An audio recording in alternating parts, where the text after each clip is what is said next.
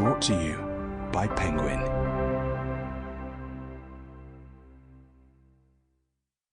Beyond Good and Evil, Prelude to a Philosophy of the Future, by Friedrich Nietzsche, and translated by R.J. Hollingdale, with an introduction by Michael Tanner. Read by Leighton Pugh.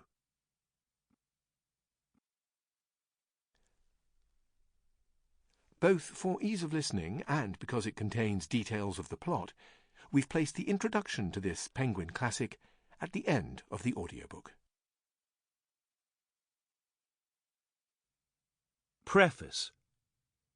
Supposing truth to be a woman, what? Is the suspicion not well founded that all philosophers, when they have been dogmatists, have had little understanding of women?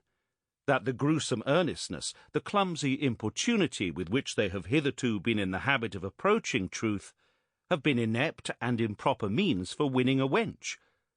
Certainly she has not let herself be won, and today every kind of dogmatism stands sad and discouraged, if it continues to stand at all.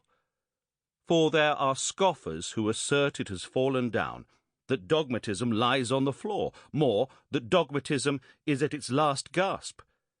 To speak seriously, there are good grounds for hoping that all dogmatizing in philosophy, the solemn air of finality it has given itself notwithstanding, may none the less have been no more than a noble childishness and tyrannism. And the time is perhaps very close at hand when it will be grasped in case after case what has been sufficient to furnish the foundation stone for such sublime and unconditional philosophers' edifices as the dogmatists have hitherto been constructing. Some popular superstition or other from time immemorial, such as the soul superstition, which, as the subject and ego superstition, has not yet ceased to do mischief even today. Perhaps some play on words, a grammatical seduction, or an audacious generalization on the basis of very narrow, very personal, very human, all too human facts. Let us hope that dogmatic philosophy was only a promise across millennia, as in a still earlier age was astrology, in the service of which more labour, money, ingenuity, and patience has perhaps been expended than for any real science hitherto.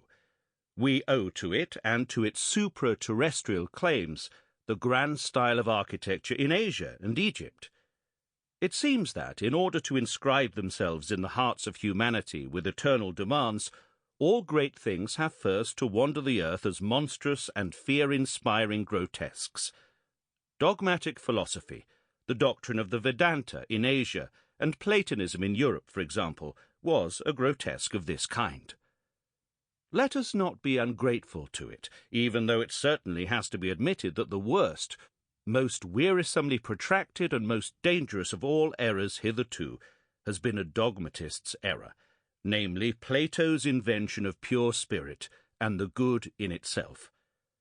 But now, when that has been overcome, when Europe breathes again after this nightmare, and can enjoy at any rate a healthier sleep, we whose task is wakefulness itself have inherited all the strength which has been cultivated by the struggle against this error. To be sure, to speak of spirit and the good, as Plato did, meant standing truth on her head and denying perspective itself, the basic condition of all life. Indeed, one may ask, as a physician, how could such a malady attack this loveliest product of antiquity, Plato? Did the wicked Socrates corrupt him after all? Could Socrates have been a corrupter of youth after all, and have deserved his hemlock? But the struggle against Plato, or, to express it more plainly and for the people, the struggle against the Christian ecclesiastical pressure of millennia, for Christianity is Platonism for the people, has created in Europe a magnificent tension of the spirit such as never existed on earth before. With so tense a bow, one can now shoot for the most distant targets. European man feels this tension as a state of distress, to be sure, and there have already been 2 grand attempts to relax the bow, once by means of Jesuitism, the second time by means of democratic enlightenment. Sample complete. Ready to continue?